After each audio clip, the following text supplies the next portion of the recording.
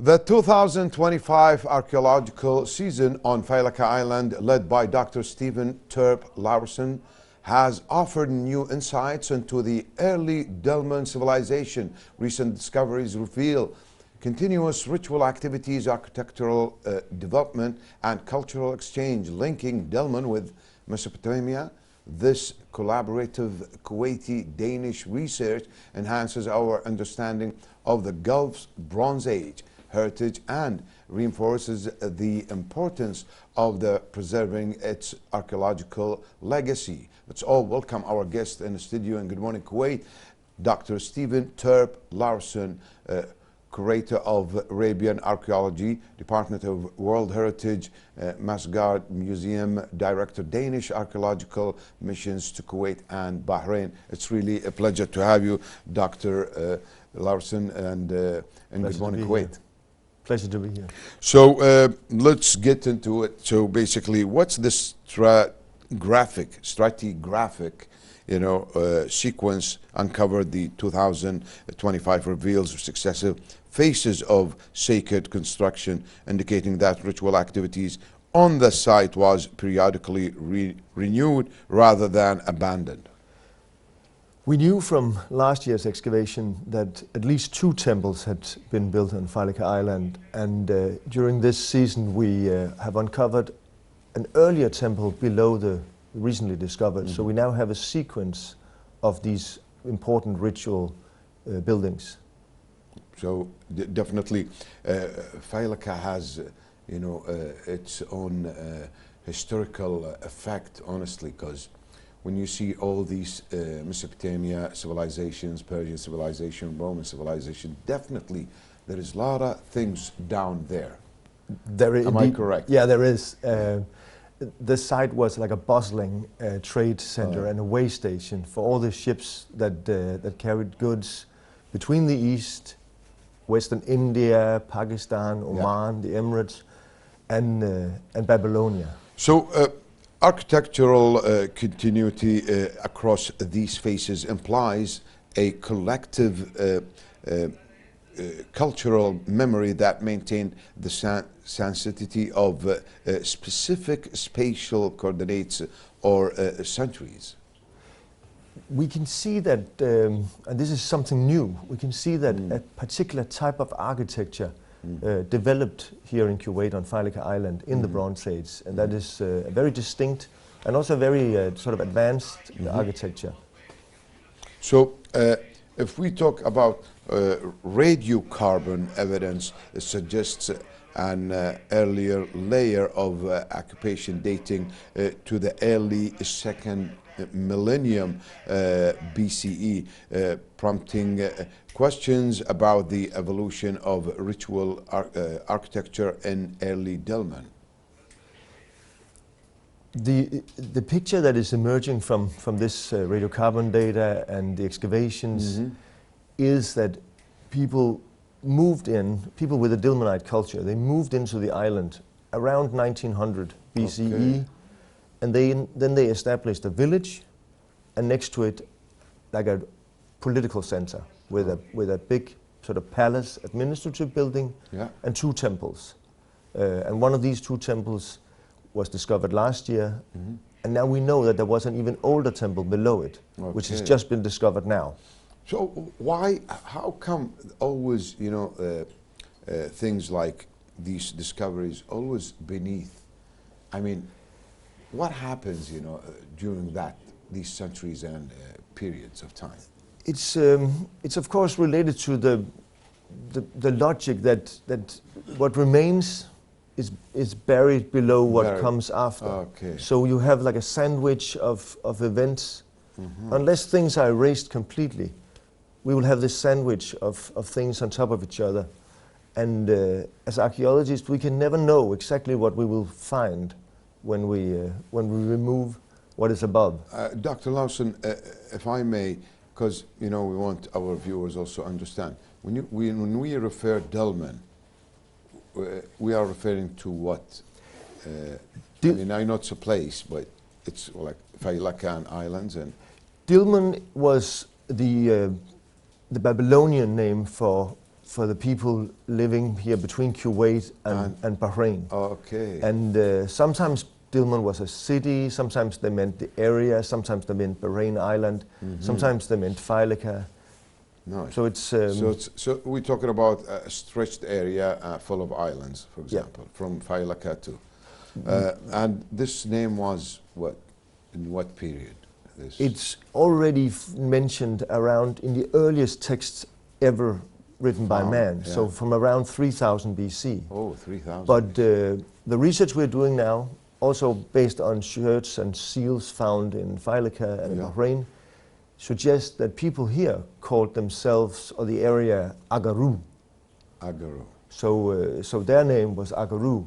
Over time, they adopted the name Dilmun. So eventually, they called it Dilmun. So, if I may ask you this, your job is very tiring and hectic, honestly. So, you have to dig based on some information here or there, and you have to wait until you find something. I mean, how you maintain your enthusiasm? Well, I'm personally very lucky because I have a great team working out on the island, and they do a lot of the hard work. And it's not hard to keep enthusiasm when you're working on a place like Failaka Island, because it's literally a treasure trove of archaeological information. You can go to places and you can look, and you can look and look and look, and you will find nothing. And then it's, well, admittedly a bit uphill, but here it's very forgiving. For example, I remember the other day I was watching this excavation, you know, by a team trying to find Noah Ark, okay, and there was some information. It's in Turkey nowadays. So, I mean, they kept digging and digging. I mean, when you come with nothing as a result, I mean, how do you feel? Don't you feel like you wasted a lot of resources, a lot of energy? Yes, you do, but you also know now that this area there is nothing for us to come for. So you can check it off and say, khalas, there's nothing here. Maybe there was, but it's not possible to learn more. Amazing, amazing. So let's go back to our questions then. So the distribution of altars offering installation and secondary structure points to a complex ceremonial layout reflecting both local traditions and Mesopotamian influence.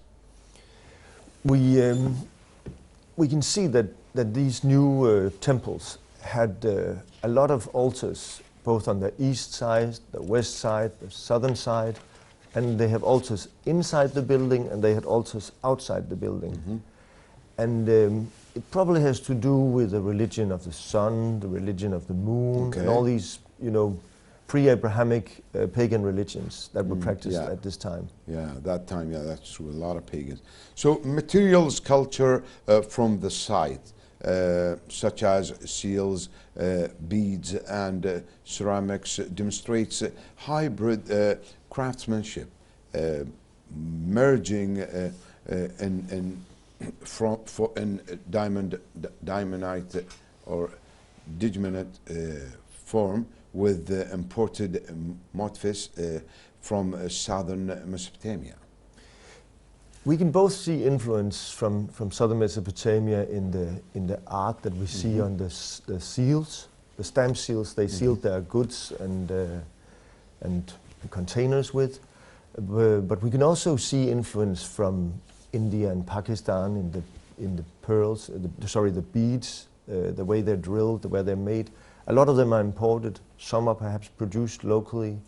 The same we can see in pottery. They get inspiration and they develop their own hybrid culture. But the Dilmun culture as a material culture and as an identity seems to have been fairly strong. And they chose they chose to show the foreigners visiting who they were and you know, having a clear visual identity. Dr. Laursen, if I may, when we say Mesopotamia, we're talking about between the two rivers. Yes. Okay. Definitely, is this the first place mankind or human being habitat and on the earth? No. Actually, it's the first place, one of the first places where you get really advanced civilization with writing and complex administration. But actually, the river plain, the flat area of southern Iraq, only formed fairly late. So the coast, the Iraqi coast today, was almost 100 or even more kilometers further in when this station, this colony on Failaka Island was functioning. So you had to sail a lot further to get to Mesopotamia than you do today. So where do you think the first human being was? Well, they were in Africa. In Africa. Yes. Okay. So everyone have. So the start of a human being, and as science, indicates, it's in Africa. Yes. Mm-hmm. That's really amazing information. And as a small fun fact, everyone living outside of Africa, they are much closer related genetically than two people living in East Africa, because there's so much more variation. Okay. Because only a small number of humans left Africa and contributed to the populations that until recently lived. Now it's, people are moving everywhere. Yeah, that's true. And that's fun, I think. And that's why whenever you do a genes basically testing, there is always percentage of African genes in all the kinds of the human beings. Is that true? Ultimately, all human genes originate in our common ancestors in Africa. That's really amazing thing. It is. So the evidence of imported, poultry and organic remains like fish, goat, bones, connects the site's rituals economy with the maritime exchange systems of the Bronze Age Gulf. Could you elaborate on that? We can see that they exchange containers, pottery with the population in the Emirates, the population in Oman, the population in southern Iran. So they would have exchanged something in these containers, trade goods, food stuff. Definitely, because it's an island in the middle of the sea, so all the boats come back and forth trading. So you found these kind of discoveries. And we can also see people come in with their boats, and they use the black asphalt bitumen to coat the boats. To that's true. Repair them if they started leaking. That's to make sure they can make it all the way to back to their homes.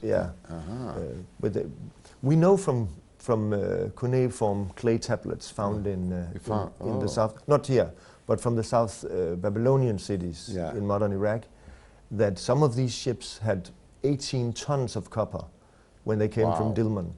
This copper originates in the mountains of Oman, so it was transported from Oman to Bahrain, to here, to Kuwait. And then it was ultimately destined for the sort of copper-hungry markets of the cities. That's true. Back in the days, it was the gold, like nowadays. You needed it for tools, weapons, everything. That's true.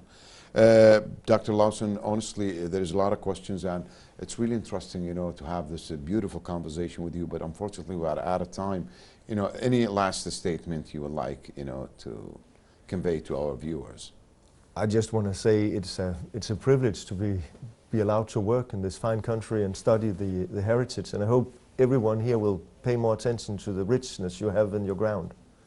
I would like to thank you, and I wish you a good stay in Kuwait, definitely, and definitely we want to see you before you leave, and give us your perception about Kuwait. Thank you. Thank you. The viewers, that was Dr. Steffen Terp Laursen, curator of Arabian Archaeology Department. The viewers will move on.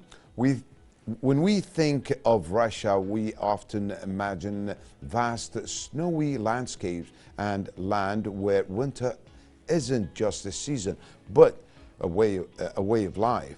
From Siberia's frozen cities to historic battles shaped by the cold, the Russian winter has defined a nation's character and endurance. How does a country live, thrive, and even celebrate in such extreme conditions? Let's find out together in our next report, The Russian Winter.